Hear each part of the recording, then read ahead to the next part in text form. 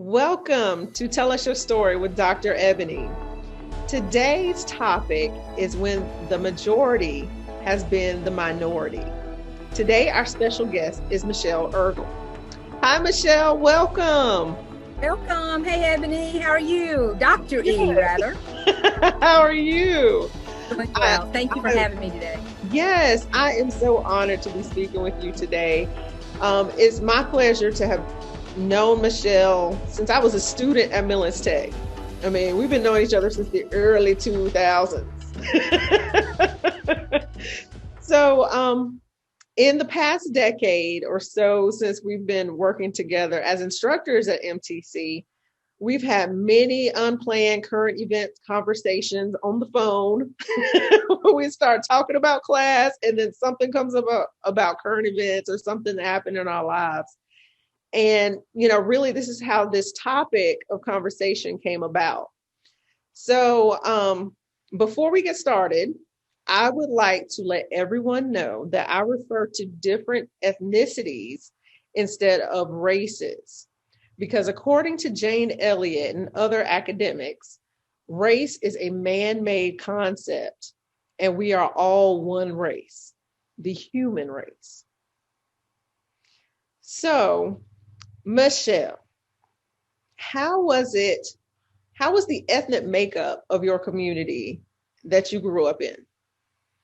Well, I grew up in Orangeburg, South Carolina, and our ethnic makeup was primarily Caucasian and those of color, African Americans, and we did have some that were more brown, Indian. I had all kinds of people in my neighborhood. I grew up right across the street from Claflin and South Carolina State College at the time, and now it's university. So I grew up on that side of Orangeburg in the older part. And I went to school in the public schools. I went to Sheridan and Nix, and I also went to for 2 years at the private school, which was Willington. There was 2 private schools. I went 2 years there. And then I came back and finished up the last 2 years of high school at OW. So very familiar with the makeup. And currently I actually reside in Orangeburg now. It's kind of weird how you kind of go back to your roots, but I went back to my roots. So I really have a tremendous appreciation for Orangeburg. Oh, well, excellent. So speaking up in growing up in Orangeburg, you said it was after segregation that you were kind of growing up in that area. What was it like? I grew up in Orangeburg. We moved there from Bowman, South Carolina. We moved there in the 70s, probably mid 70s. I can remember 1976 and all the celebrations. So it was shortly before that. So probably 75, something like that, we moved there. And, being Caucasian and, we really, especially being young like I was, I never really realized a lot of the privilege that I had being Caucasian. Does that make sense? And really didn't understand the dynamics. I appreciated people, those kind of things, but it was never something that I really, back then it just wasn't even being talked about. Mm-hmm. And that was really what I find so, the older I get, the more I'm like, why weren't we talking about this? Orangeburg was really significant in a lot of things that happened in Orangeburg with the civil rights movement, undocumented, by the way, in the movement. And you would have thought this would have been more, but it's almost like it was. Mm-hmm. And so you kind of were over here and others were over here. It was, even though we went to school, it was still somewhat segregated. It was segregated in people's minds. That's just my opinion. Right. Looking back at 55, that's kind of how I looked at it, and I think this is how we started this conversation months ago, Yes. you know, not really realizing or not really understanding why it was that things were just kind of, it's almost like just kind of quiet, you know? Right. And so I didn't really have a tremendous epiphany of it. I was just living our life and not really understanding the privilege and all that I personally had then and have now. I understand it now, Right. but then it really wasn't. It was, you know, African American, Caucasian, Indian folks, you know, from India lived down the street. You know, you appreciated them, but to be honest with you, you didn't interact with the different groups. Very little interaction, in my opinion, was going on. Now, I think the young people were interacting more, right, than the older people. In other words, the younger people were going to school, you were playing, you didn't really pay attention to this as much. Right. But these were the things not happening in the households. I can tell you that. Not in my household. See, I'm glad you brought that up. I was wondering, in fact, you told me during our conversation how it was for you to have a Black friend or an African American friend. So explain that to the viewers. You know, when you're younger, you don't really, it's what I appreciate about youth and all. We don't necessarily see color, we see friends. Mm-hmm. Like you said, we create these other things. These are created, these constructs or whatever you want to call it. These are created. And I can remember going home and one of my classmates, and I can't remember all, I mean, that was a very, very long time ago. And I can remember going home and her name was April. April came home with me because the father had a relationship with my dad's business. And so it seems to me that's how it rolled out. I don't know why it rolled out, but we were playing Barbies. And one thing I realize now, the Barbies were all white. Right. Mm-hmm. There were no baby dolls, any other color or shade. I didn't know any different because that's all I knew. But looking back, I'm like, but there was nothing. Right. We didn't even question that. Not only did I question, April didn't even question it. It was just, this is what we're playing Barbies. Mm-hmm. But I can just remember my father, because the era was different. And my father was a good man and all, but it was like you still had these segregated pieces. Mm-hmm. And I can remember a comment being made pretty much, well, y'all can go to school, but we don't need to be playing together like that. Wow. And that was significant to me because as a kid, I'm like, what's the big deal? Right. But I also grew up in a very, in a strict household. You didn't challenge any thinking. So you just kind of absorbed this and you kind of moved on. But I can remember as I grew up, I that was wrong. Mm-hmm. That was wrong. And I knew it was wrong. As a kid, we know when things are wrong. Right. And that never became a part of who I was as an adult. I remembered that to the point that I always swore my child was going to have friends with whoever my child wanted to have friends with. And they were able to come to our house and they were able to spend the night and she was able to spend the night. Mm-hmm. And that's how I did my own. And that experience it really allowed me to think about what really was happening in that moment.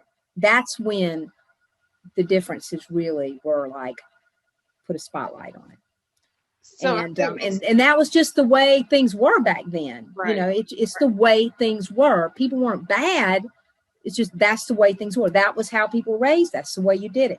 I just know it wasn't how I wanted to be when I grew up, you know. So you mentioned making that conscious effort with your own, you know, and making sure that friends were friends. So how was it, let's say, for your parents to see you raising yours like that? Well, you know, my father died when I was 19. So he was in a tragic car accident. So that was never, and my mother was in North Carolina through a large part of the time that my child that I was raising, or as a single parent.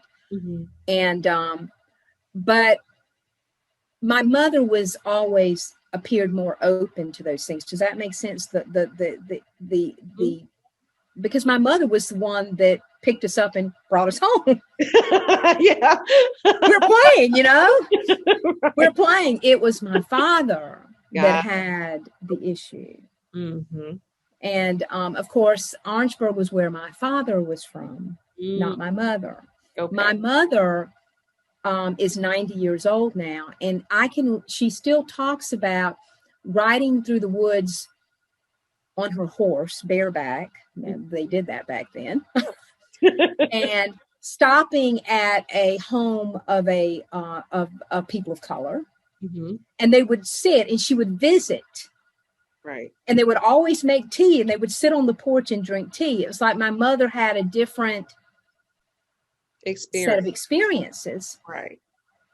And so, and she came from one of the poorest areas in the nation. Wow. Which was actually around Belvedere, South Carolina. And I found out it was one of the poorest areas, through, that she grew up. And it's still very, when you ride through there, it's very poor. Mm-hmm. And she was poor growing up. I mean, there was a lot of love and there's a lot of family, but it was a different way of living. And I don't know if you have an appreciation. People are just trying to make it. Yeah.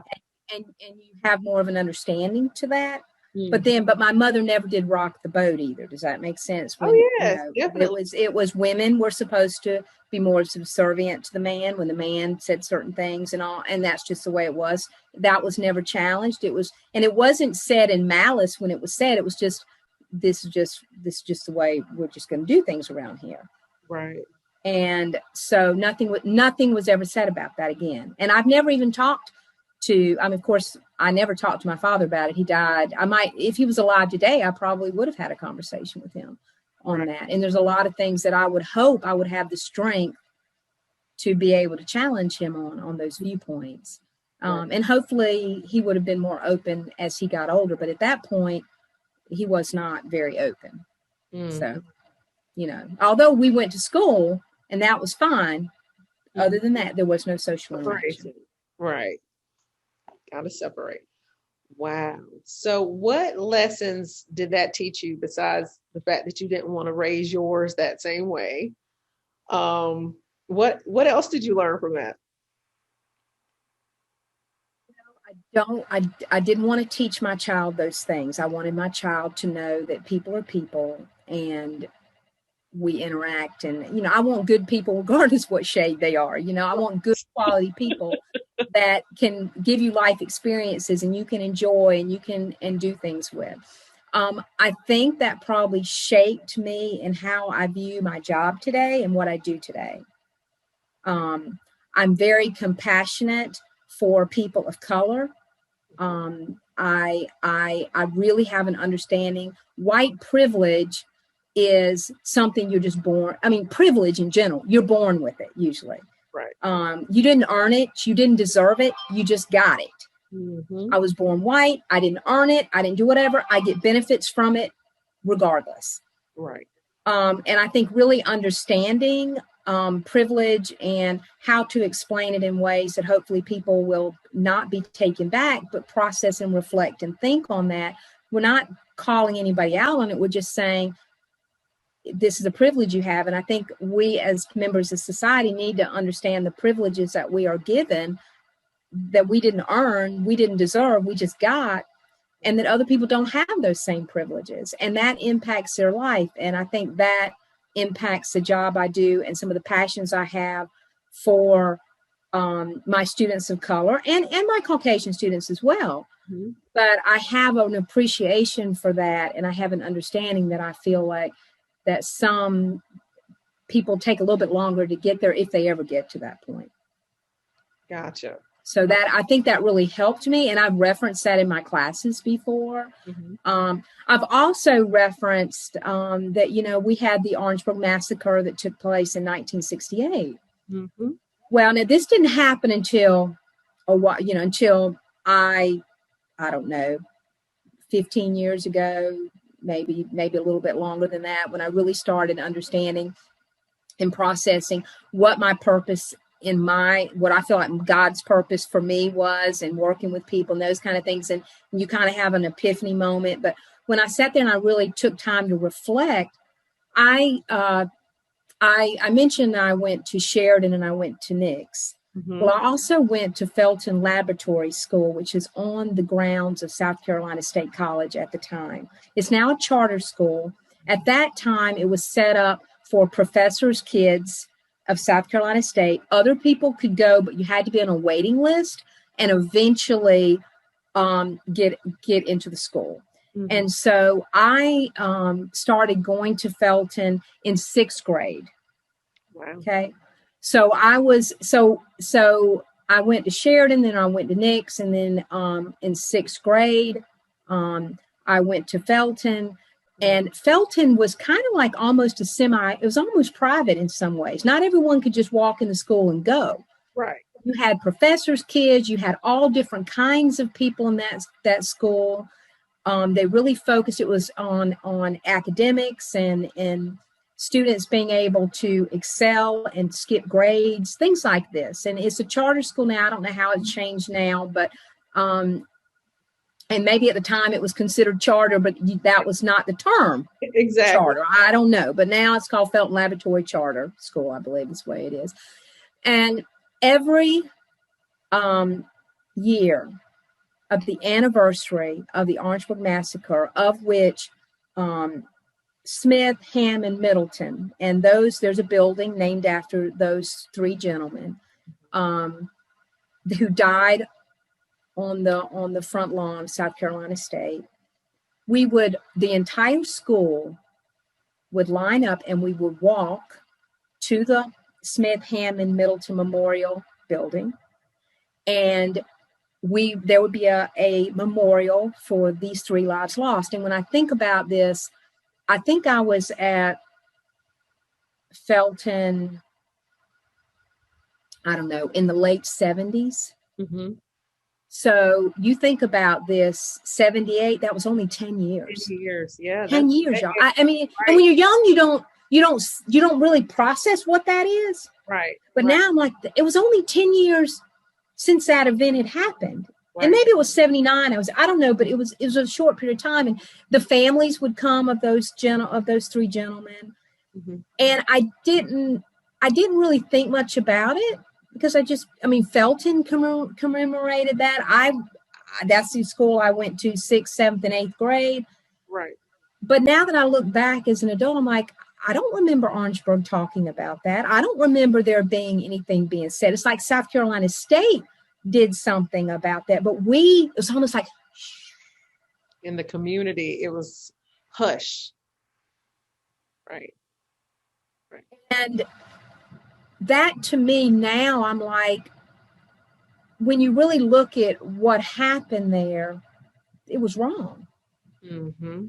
I mean, it was wrong. These 3, in fact, I think Smith was like 19 and Hammond was, I don't know, about the same age. I think both of them were college students. And then Middleton was a high school student, 17. Yeah.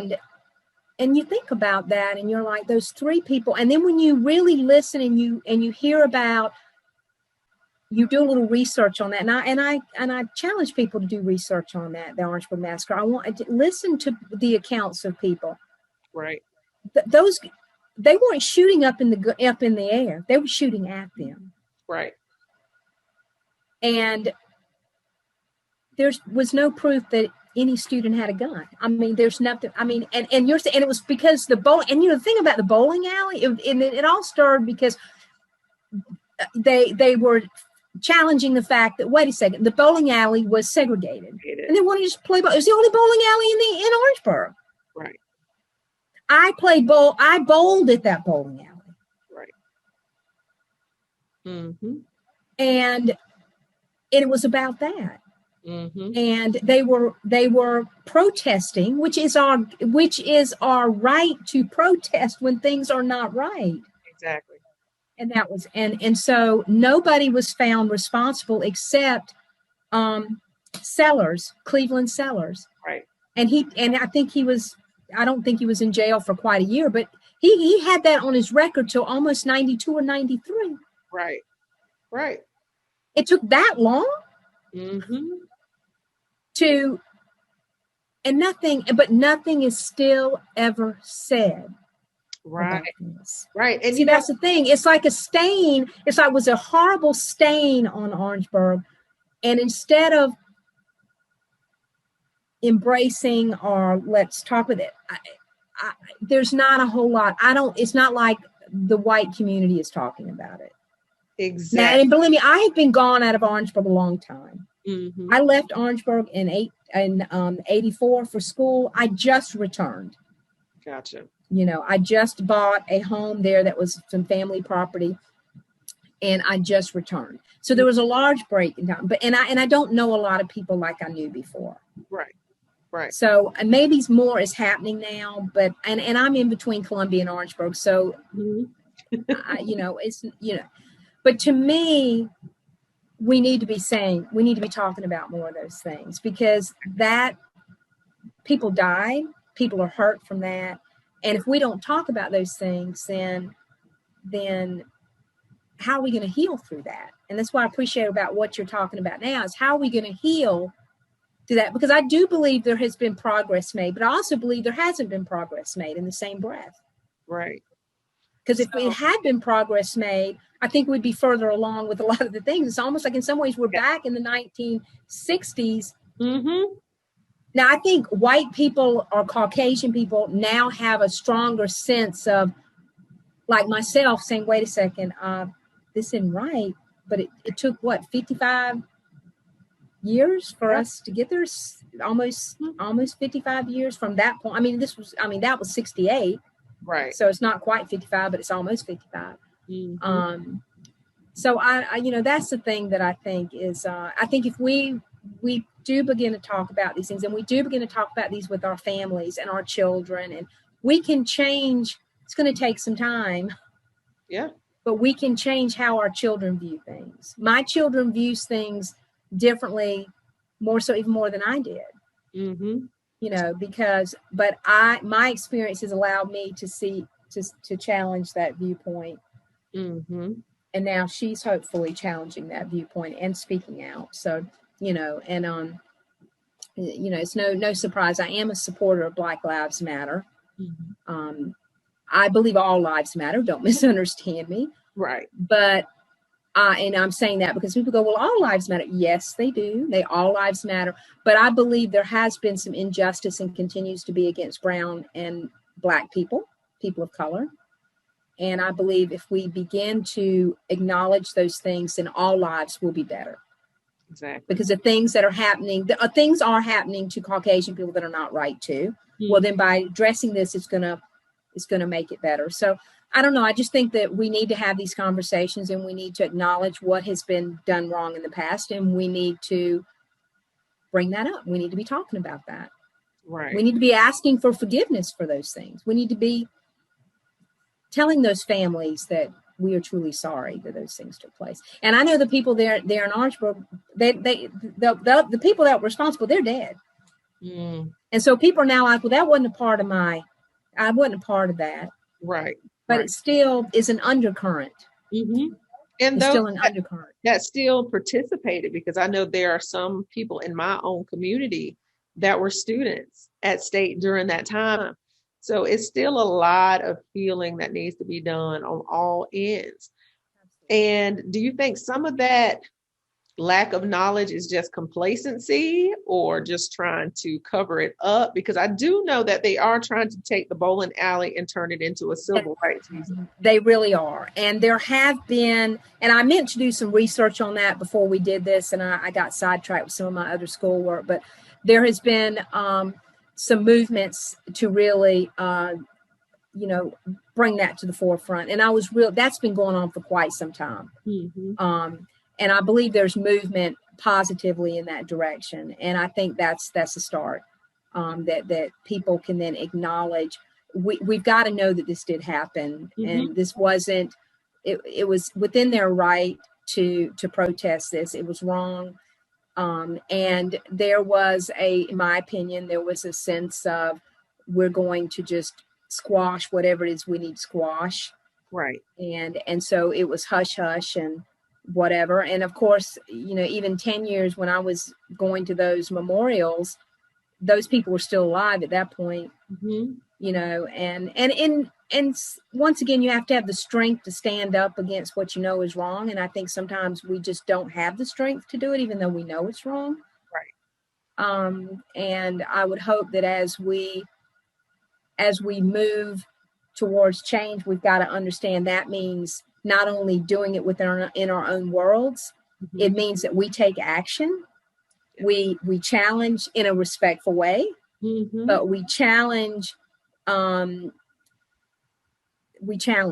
We address it. We speak of it in positive ways to help bring about change, but we do something. But we just don't internalize ourselves. We do something about it. And so I think sometimes, depending upon who it is you're with or who it is, maybe you're on the continuum on that, but hopefully we're moving towards, well, let's talk about this. Let's say, I'm going to challenge your thought process on this. I'm going to talk about these things versus just me doing it for myself. And I think that, and that could have to do a lot with, of course, how we're all raised and our parenting styles. And just like I was raised in a very strict environment, you were pretty much seen, not heard. Mm-hmm.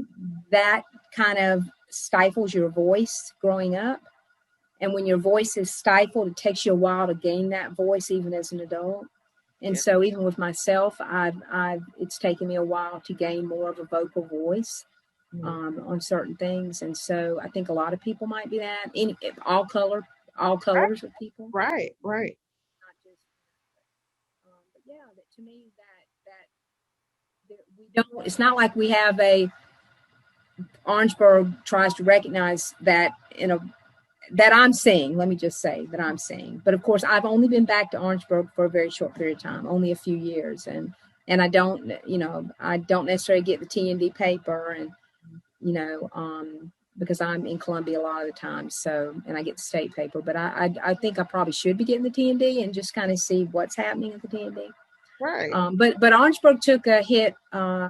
We've taken a hit in terms of all the economic downturns, just like the other smaller communities. And hopefully Orangeburg is rebounding. But as it rebounds, I hope it rebounds in a way to reflect on the positive of Orangeburg. But we also need to reflect on those things that were not so positive so we can bring about positive healing. And I know that Mr. Cleveland Sellers and others have been working with that. But I think the white community needs to get more vocal on that as well. And I believe that people are beginning to, but it's going to maybe we just don't know how to do it. I mean, maybe we just don't know how to do it. Right. How to do it. And it's not that we want to it's not like we want to stick a knife in whatever, but we need to start having people who have the means of bringing people together so that these conversations, can take place. Definitely. Now, according to Macintosh, which is one of ours, when I say for human services, we use this article a great deal. Yes, we do. For white privilege, she defines it as confers dominance, unearned entitlement, unearned advantages due to one's race. So, knowing that definition, what does white privilege mean to you? And how have you ever taken advantage of white privilege, if you ever have? Absolutely. I mean, I think you take advantage of your privileges consciously, but subconsciously. I mean, you go into an interview and, like, my name is Michelle Ergel.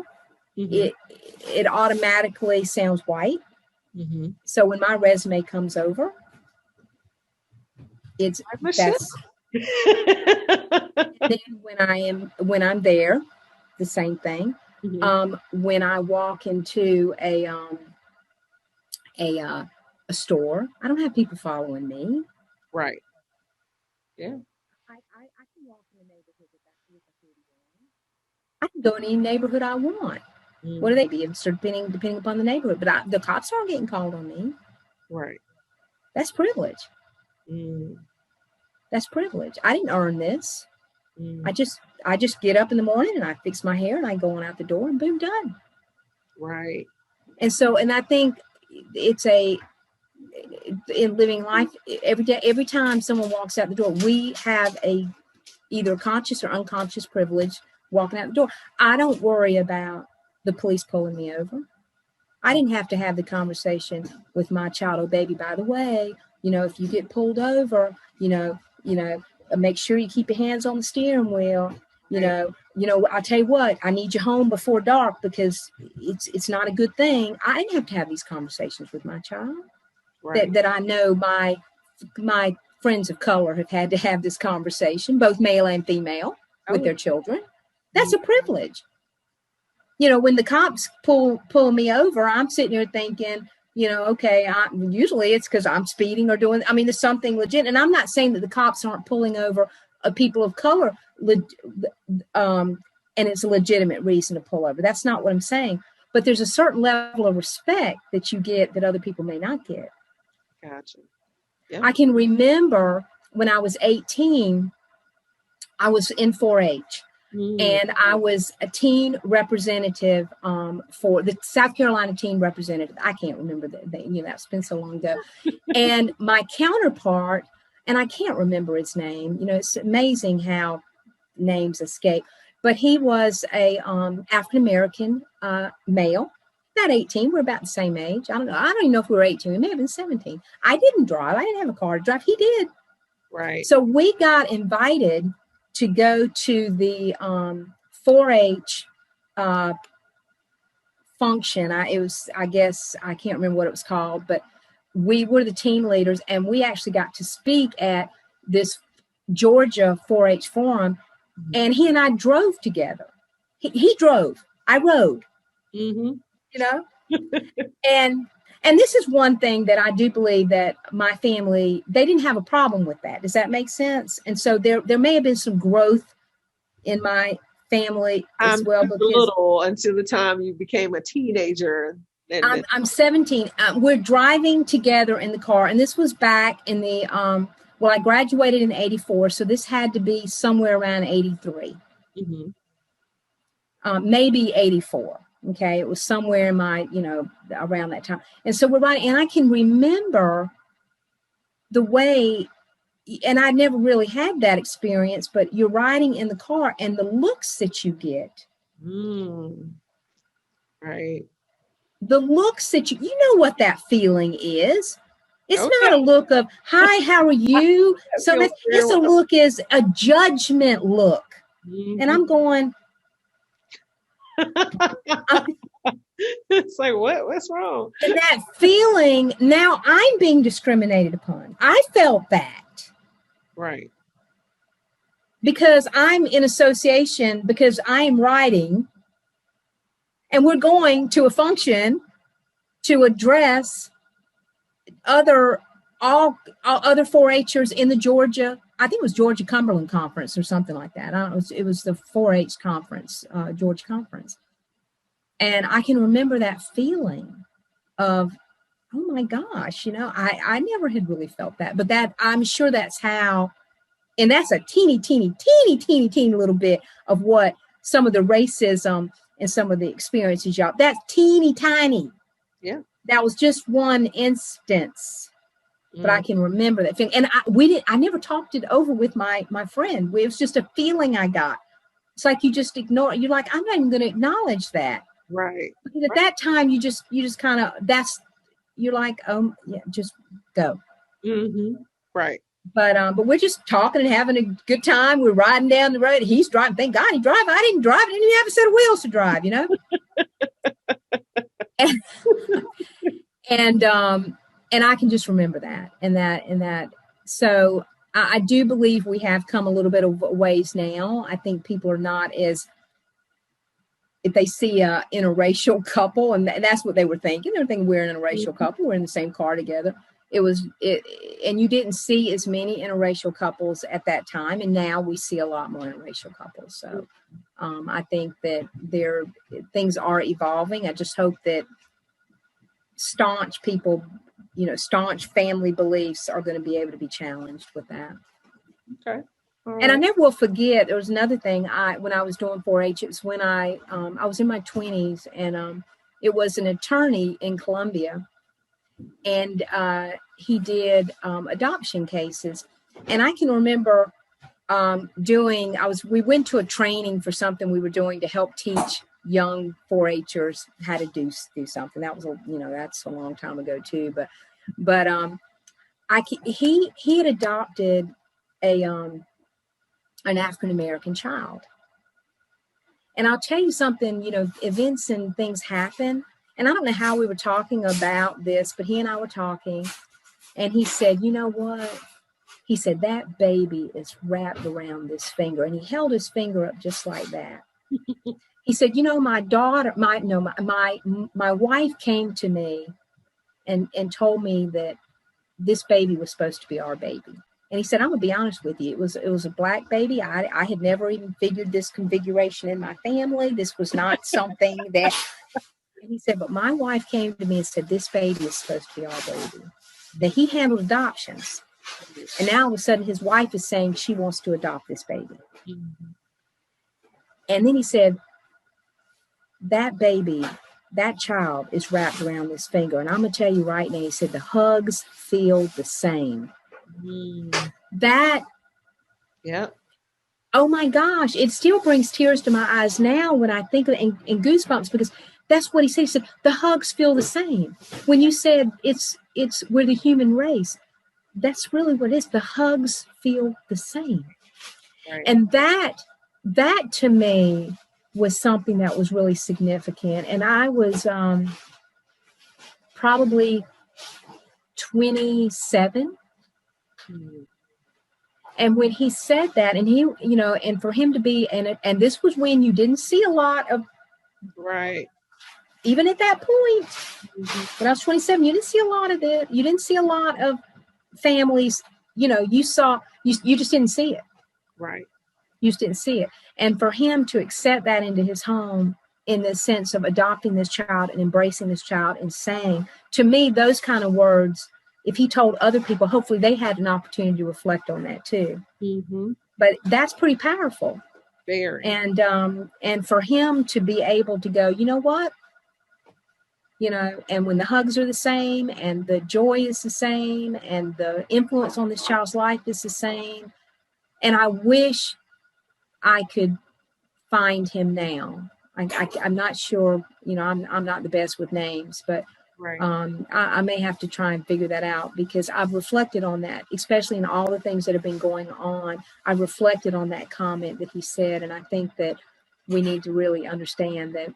And in families, I mean, just like the 3 young men that died at South Carolina State, they had mamas. Right. They had mamas. Those mamas are mourning they mourned their children. Right. Just like anyone mourns their children. No one's less than anyone with mourning their children and who they love. And I think sometimes we minimize, or we did, hopefully that we're doing better with that, but those are someone's children. Mm-hmm. So anyway, I know I kind of maybe derailed a little bit there, Ebony. You're fine. We're having a normal conversation of ours. That's how we roll. That's right. That's how we roll. That's right. Absolutely. So how have you become a social change agent for social justice for all? I really work hard in my environment as an instructor at Midlands Technical College. I speak very openly about I don't try and put my political views on anyone. Let me just state that. But I do state what my political views are and why they are what they are and why I feel certain things. And I do share my experiences as a Caucasian person and these experiences and how we need to bring about change. And I feel like when you're educating people, and I use that really not only I use it for all my students and really my students that are like me, Mm-hmm. It allows them to maybe reflect on things that maybe they haven't reflected on. Right. So I'm hoping my experiences and bringing about that may allow this open and letting them understand what white privilege is and what it is not. It's something we just are born with, and it benefits us. And then letting them understand privilege, what that is. And I usually start talking about privilege, about the different types of privilege, economic and whatever. And then I bring in the white privilege because I think you open your mind more to that.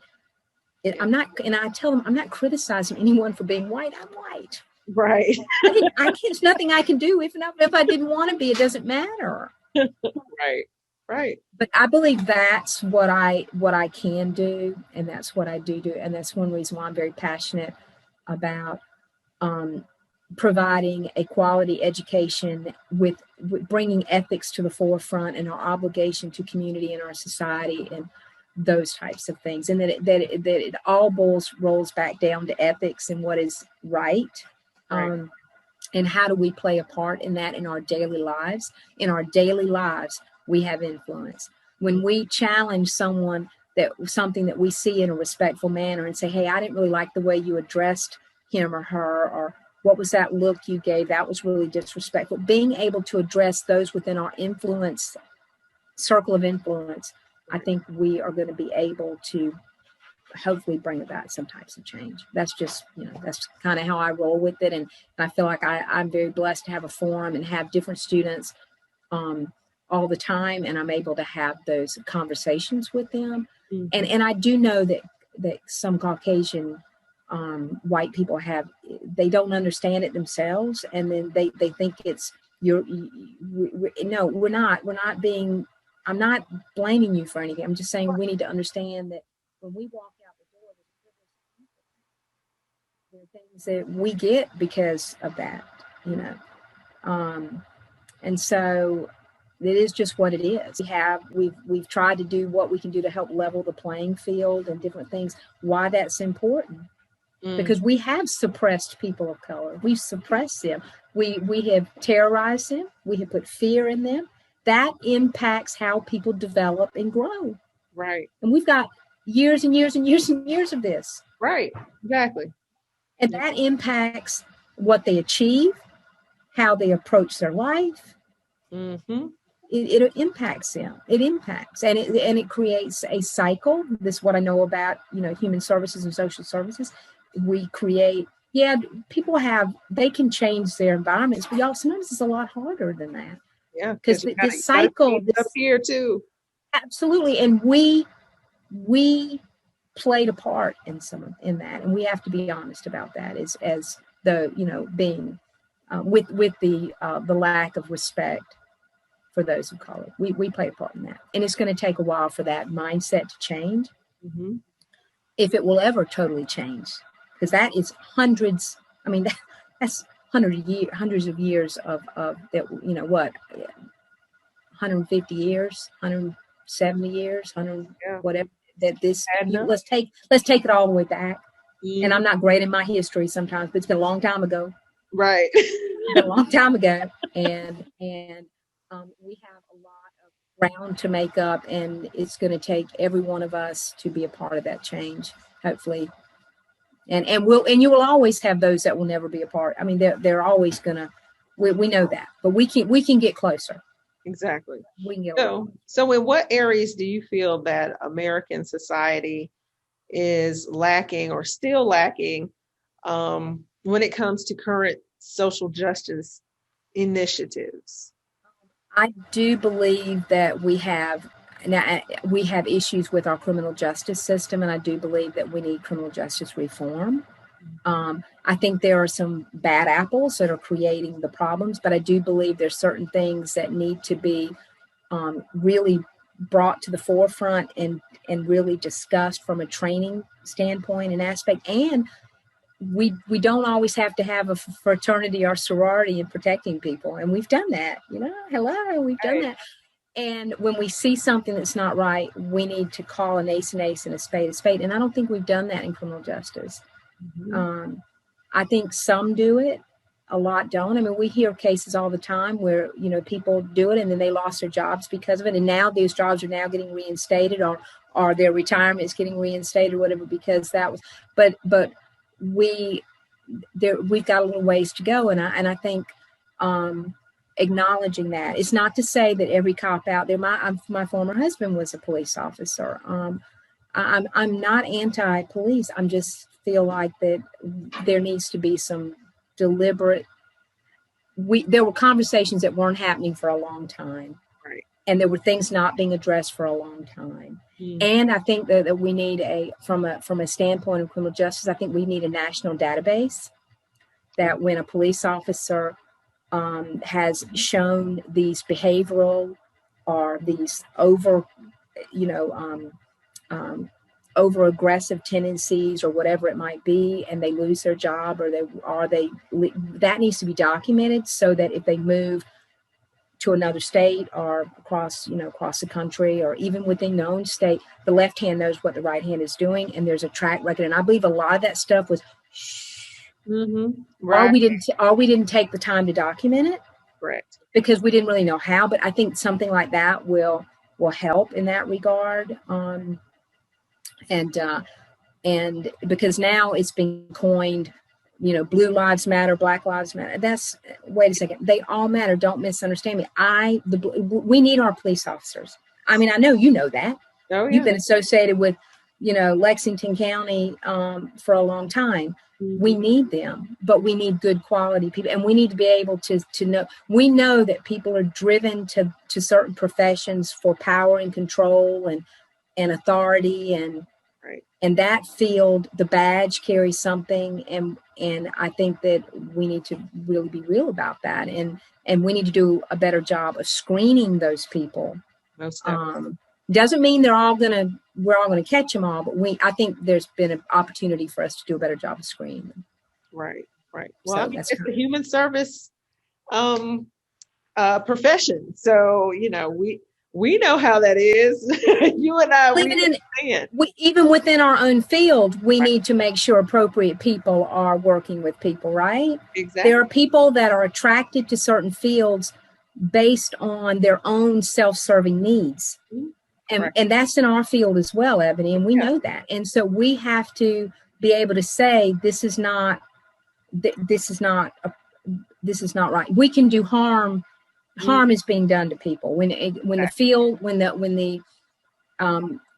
the professions are working with people as closely as what we are as criminal justice public service. Right. And there needs to be a better check and a balance on certain things that we observe and see. We just don't need to go, oh, that's just a fluke. No, we need to kind of document it, because it may be a fluke, but the dots may start adding up. And when the dots start adding up, that's when we need to be doing something about it. So, and to be honest with you, I mean, I'm hoping that's going to take place. It worries me even in my own field that might not be taking place as adequately as it should. Right. Especially with online programs and us not being able to interact with students in a way that you can on a day-to-day basis. I think people can slip through in an online program that can have these tendencies that may not be the best for working with people, and they have their own agenda, and that does worry me. And but online's not going anywhere. No. We just got to do a better job of trying to find a way to, to help mitigate that. Yeah, you're right. All right, now on to the most important humanizing questions of this interview. And the questions are about music. Okay. So, what is your favorite song that represents you? All right, we are back for the end of our conversation. Sorry, I had a few technical difficulties, and so I'm in a different place as well. So this is why my background has changed. So let's continue with where we left off with Michelle Ergel. I was asking her about her music choices, and the first question is, what is your favorite song that represents you?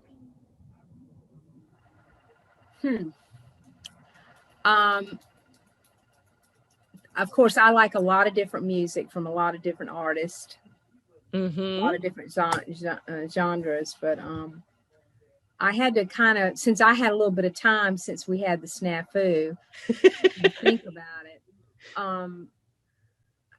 One of the things that I did in my 20s was I got the opportunity to be a part of Up With People, which was an educational tour group that started actually out of the 60s, and traveled with them, toured with them for 1 year, 1989-90. And so our cast was made up of people from all over, and we went to different places around the United States and New Mexico, and into Europe and stuff. And so I had to reflect on really what, if you think about some of my favorite music, and I had to think about it was back in the 80s, and I don't know exactly when, but it was the song that Michael Jackson wrote. Michael Jackson was such a tremendous talent, and just incredible. And I mean, I like Michael Jackson, and Boston, and Prince, and even Willie Nelson. I mean, it's just a variety of people, but when I'm thinking about that part of my life, which was representing different parts of the world and meeting different people, and when you meet different people and you get to know them, the world just does not seem as small. I mean, yeah, it's big. It seems smaller. It seems big. It seems small. It just is smaller, and you can't really be upset with people when you know people in different places. You have exactly. I think that's what we need to get back to, is when we get to know people, then we can't have the same feelings we potentially had, or we can change, or we can do whatever. And so I had the opportunity to tour with Up With People back in 89-90, and those are still my friends today, and it's still neat to be able to communicate on the other side of the world with them. But then that was more about world peace and that kind of thing, is Up With People. When they were based out of Tucson, Arizona. They're now out of Denver, Colorado. But the song that I would say that I think really it just brings me joy to hear this song and to see the old videos. Back in the 80s, they did great videos. Yes, nothing like a video. Nothing like a video. And so the one that I would say is We Are the World. Yes. Michael Jackson, and he had so many different people, all different people in the room, and they were panning it as different people sang the different lyrics, and that would probably be one, if we really embrace that concept, we are the world. And of course, that was for U.S., for Africa at that time. Right. And that I'm going to say it was early 80s. Can't really think of when exactly it was, but that would be one of them. We Are the World. Okay. That would probably be. Yeah, because they had everybody on there. They had like Duran, Tina Turner, everybody. Quincy Jones produced it. So yeah. Dionne Warwick. I mean, you just name it. People that no one would know who they are now. But that was our time. You would be surprised. But I thought that was so neat to have them come together, and of course Michael Jackson is so iconic. When he did his parts, he is so decked out, and he was such an artist and a performer. Even in that, he was a performer. Right. And the next part, he got his sunglasses on and things like that. So he was just really he was such a unique individual. He was a little bit odd, but you can't take anything away from his talent. You can't take anything away from that man's talent. He was extremely talented. Definitely. And that was definitely a great collaboration. Yeah. And I think that's really what I liked about that song was the collaboration and the fact that coming together and that kind of goes with my same vein of wanting us to come more together in world peace. So that's kind of always been something. In fact, when I don't know if I was 12 or 13 when I first decided I wanted to be a part of Up With People. And so I got that opportunity after I graduated Carolina and was able to fulfill that part of what I wanted to do that I'd set, probably 10 or 12 years earlier, and kind of set things in motion. But yeah, that would be my song is We Are the World. Nice, very nice. That's really cool about the Up With People. Now, we hadn't talked about that experience. No, we didn't talk about that, which was really neat because you get to stay, you go to different cities. They do it a little differently now, but you would go, you had a tour schedule, and different sponsors would bring the group into the city, and then you would stay with host families. So you didn't know where you were going. And, I stayed with an Elvis impersonator in Switzerland. I was just really cool stuff, meeting a variety of different people, staying with people that you didn't even speak their language, and you figured out how to communicate. And it was just really a cool experience. Neat. Very neat. Okay. And then the last music question I have for you. What song do you believe best represents your upbringing?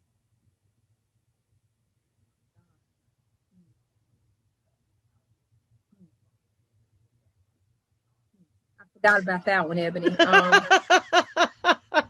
That represents my upbringing.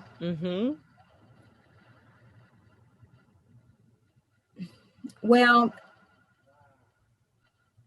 and when I say upbringing, I'm probably thinking maybe fond memories, that kind of thing of my upbringing. Yeah. My father had a very beautiful tenor voice. And we would be riding in the car, but aside from having a beautiful tenor voice, which he didn't sing very often, but he would whistle. He could whistle as beautifully as, it was beautiful. It was absolutely beautiful to listen to the whistling. And it would be different kinds of elevator music that he would whistle. And that was a really fond memory. It's just kind of that just peaceful kind of music, and that more elevator style. And I don't know, it was just, that was really cool. And that's something that I greatly miss from my father is his ability to really whistle is just gorgeous. And so I guess that's something that really is a fond memory of mine. And so whenever I hear whistling, beautiful, and I don't hear it often, no, I do not hear that. Very seldom. And since he's been dead 34, 35 years, I've heard it very seldom, probably only one or two times since. And it would be in someone who's professionally recording. It would be maybe Andy Griffith, that whistling. But that would be it. Elevator music, whistling elevator music. Okay. So I know that's just kind of off the top. No, but I like it. Yeah, I like childhood it. That's the memories, kind of different things we need to hear. That's really cool. I like it. So, Michelle, thank you so much for your time and telling us your story. To all of you, thank you all for watching. Take care, and may there be peace, love, understanding, and social justice for all. Thank you.